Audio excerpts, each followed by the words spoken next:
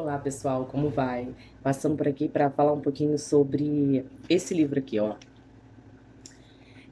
O Resgate do Meu Eu, Voltando para Casa, da pastora Flávia Toledo. Acabei de ler, fiquei muito feliz, me identifiquei bastante. Sempre me identifiquei muito com as histórias das mulheres, as lutas das mulheres, as vitórias das mulheres, né? As demandas das mulheres. E eu acho que não tem muito como a gente não se identificar. Talvez a gente não tenha passado por todas as lutas daquela pessoa que esteja falando ali, que esteja relatando, dando testemunho, mas sempre nos toca de alguma forma, pelo menos é assim comigo.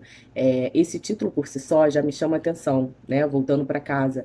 Eu passei quase 6 anos em Portugal e estou há 5 meses aqui no Brasil.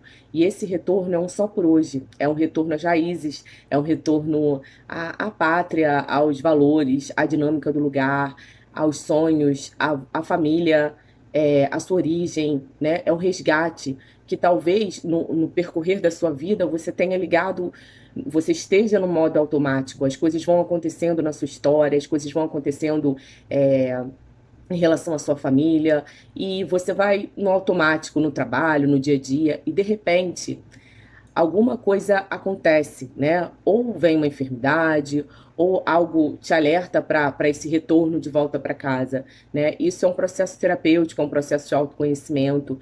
E nesse processo, nós vamos nos conhecendo, nós vamos nos entendendo, ressignificando, jogando algumas coisas no lixo. Eu gosto de falar sempre que eu penso no processo terapêutico como uma mudança, né? A gente está ali arrumando aquele quartinho, arrumando nossa casa numa mudança, a gente fica 2 horas num cômodo e parece que nada está no lugar. E de repente você vê a prateleira com cara de prateleira, o sofá com cara de sofá, a sala com cara de sala. Por quê? Porque as coisas começaram a fazer sentido, começaram a ir para o lugar, né?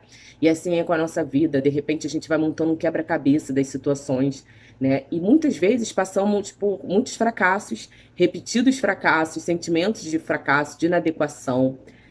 E tudo isso tem um motivo.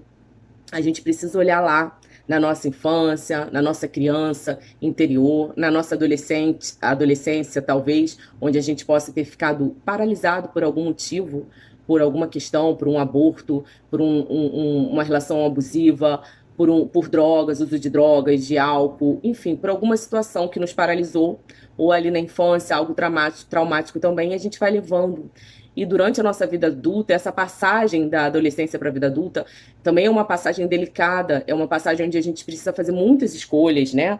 Onde todo o sistema nos cobra muito de ter um diploma, de ter um trabalho, de ter um relacionamento saudável, de ter filhos. E a cobrança a gente sabe que só continua. E a gente vai se cobrando, se permitindo ser cobrado. Muitas vezes a gente sente um sentimento muito grande de inadequação, de fracasso. É isso que ela fala no livro, né? Ela se desnuda, ela mostra a sua vulnerabilidade como uma mulher comum, né?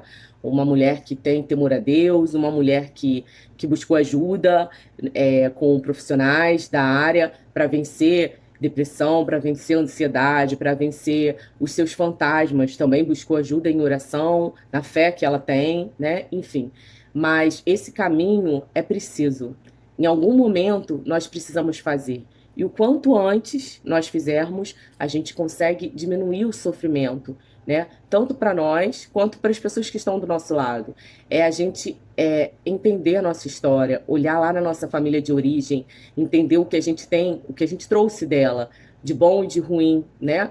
E a gente se vê como igual, mas a gente pode fazer uma história diferente, né? E seguir com essa história de uma forma diferente, ressignificando e construindo um novo caminho.